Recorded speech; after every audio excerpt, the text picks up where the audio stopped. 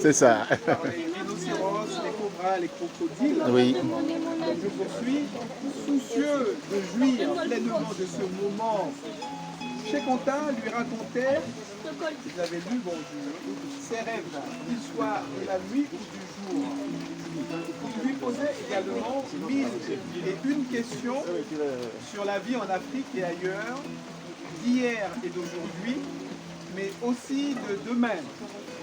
De temps à autre, il évoquait certaines leçons de sciences, de géographie, d'histoire, qui avaient tout particulièrement retenu son attention. Lorsque sa mère se joignait à eux un peu avant 7 heures, il avait déjà fait le tour du monde des peuples, tout couleurs, Pogo, Zoulou, Arawak, Kalina, Aloukou, Kanak, Lapon, Gaulois, Viking, Tchétchène, Mongol, etc.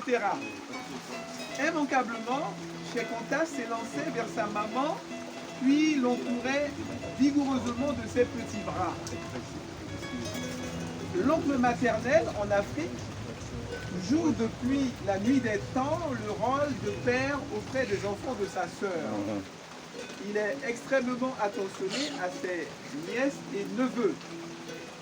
Plus largement, la famille maternelle de l'enfant assure une bonne partie de son éducation et définit sa place dans sa société. En Égypte ancienne, comme dans le reste de la vallée du Nil, ne devenait pharaon que celui dont la mère était reine. L'origine du père avait peu d'importance. Le matriarcat.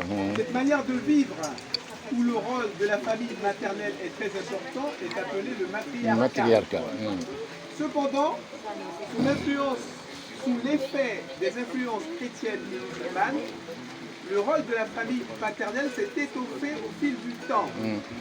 Toutefois, dans le cas de Cheikh Anta, l'action de sa famille maternelle fut significative parce que peu de temps après sa naissance, son père, Massamba Sassoum Diop, décéda, laissant un vide dans sa vie. Les adultes du côté maternel en particulier s'employèrent à combler ce vide. Par ailleurs, ce décès prématuré explique au moins en partie que Cheikh Anta Diop fut un enfant unique. Ici, j'ai terminé. J'apporte une petite rectification. J'ai su par la suite, il n'y a pas très longtemps, qu'il a eu des frères et sœurs, parce que sa mère s'est remariée. C'est ça. Avec un grand dignitaire. Voilà, c'est ça. Donc il a eu des frères et sœurs. Il n'était donc pas tout à fait enfant unique. C'est ça, oui. Bravo et merci beaucoup. Merci. Oui, c'est ça. Avant de donner la parole à madame qui va nous parler du rôle de l'oncle. Du rôle de l'oncle, parce que moi, cette dame, elle nous accompagne depuis un certain temps. Elle accompagne SOS Casamance. Et ses interventions sont très...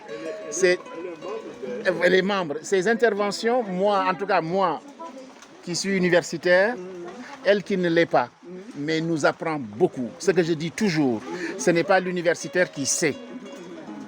Elle connaît très bien la tradition. Et ça, moi, par exemple, elle m'a appris plein de choses ici. Elle ne le sait pas, mais chaque fois je lui dis, mais elle en doute. Voilà. Elle va nous parler du rôle de l'oncle, parce que vous en avez parlé. L'autre chose que vous avez dit, c'est quand on envoie l'enfant voyager. Silla connaît très bien cette figure-là, je connais très bien cette figure-là. Et je pense que le fils de Silla a vécu ça aussi. Partir. Partir, c'est pourquoi? C'est pour apprendre la vie. Se ressourcer, apprendre la vie, rencontrer d'autres gens, se décentrer, quitter le cocon familial, la grand-mère, l'enfant gâté. L'enfant gâté. On va dire non, il faut le détacher. Et détacher, ce n'est pas manquer d'amour, mais c'est aller rencontrer Mamadou. Et comme tu as vu, il a beaucoup voyagé, il a fait beaucoup de culture, tu l'as bien dit ici. Pourquoi? Pour aiguiser effectivement son savoir.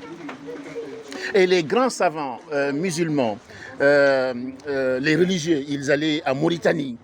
Ils allaient chercher, dès qu'ils entendent que Silla est un savant dans tel domaine, ils vont aller chez Silla pendant 6 mois. Ils entendent que Sidi est un grand savant dans tel domaine, ils vont aller rester chez Sidi, etc. Donc c'est comme ça la quête du savoir, partir. Partir, ce n'est pas rejeter. Partir, c'est aller à la rencontre du monde. Pour effectivement, comme le dit Amadou Ampateba, Amadou Ampateba l'explique très bien quand le jeune Peul, il part. Quand il part pour apprendre, il apprend la vie. C'est là qu'il devient une personne. Parce qu'il va se confronter à la diversité, à l'adversité, à l'altérité. Et c'est comme ça qu'il va forger sa personnalité et il va revenir s'asseoir chez lui. Madame Samba, l'oncle, quel est le rôle de l'oncle en Afrique, au Sénégal? Non, en français, parce que moi j'adore ton français. L'oncle. L'oncle en Afrique, c'est quelqu'un qui aide sa sœur s'il a des enfants. Bon, du coup, si l'enfant n'est pas obéissant, on le ramène, c'est l'oncle, pour de ne pas le punir ou qu'il avoir haine entre maman et son fils. Parce que toujours les oncles, ils ont un rôle important avec son neveu. Parce que un enfant, si c'était une fille, la mère peut l'éduquer. Mais si c'est garçon, c'est son oncle qui doit l'éduquer parce qu'il doit lui montrer ce que c'est l'homme. La vie. Parce que la vie se fait avec l'homme. Si tu n'es pas mature, tu ne peux pas atteindre ton objectif. Tu seras un rebelle. De ce fait, nous, au Sénégal, on a tendance à avoir un oncle.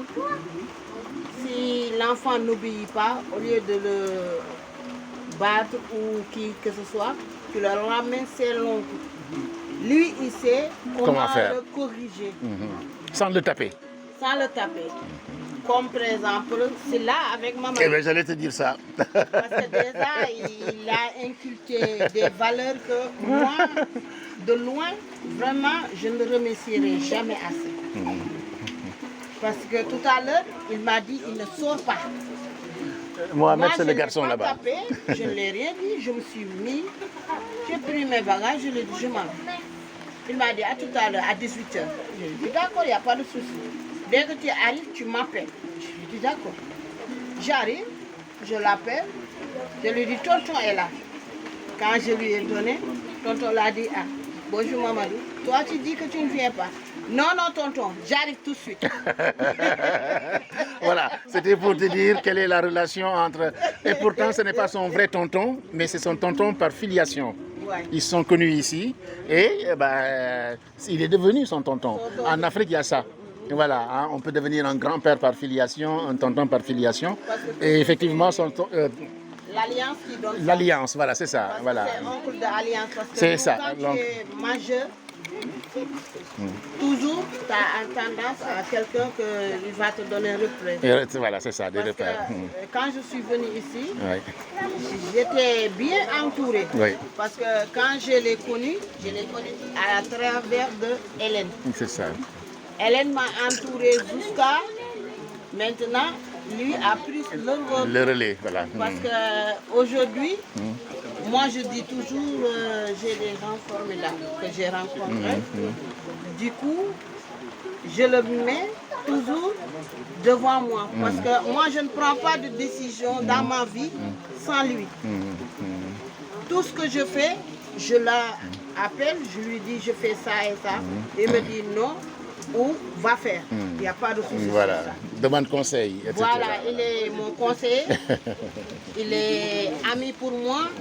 Il est comme mon parent ici. Voilà, c'est ça que je peux dire parce que moi, actuellement, je n'ai pas de papa, ni de mère, ni de oncle aussi. Donc, dans ma vie, c'est lui que je peux tutoyer. Voilà. Très bien. Merci beaucoup. Merci. Et il y a Senghor qui a écrit un excellent texte sur l'oncle qui s'appelle Tokowali. Tokowali, l'oncle chez les Sérères, lui a appris toutes les connaissances, toutes les connaissances. Senghor partait avec son oncle dans la forêt et il lui apprenait le secret des arbres, le secret des animaux, tout le savoir. C'est l'oncle qui a appris ça à Senghor. Ça s'appelle Tokowali, un excellent poème de Senghor. Voilà, hein, le rôle de l'oncle est très important en Afrique, quoi. Et c'est ce que tu dis, et voilà, ça corrobore ça. Voilà, très bien. En tout cas, merci pour ce moment.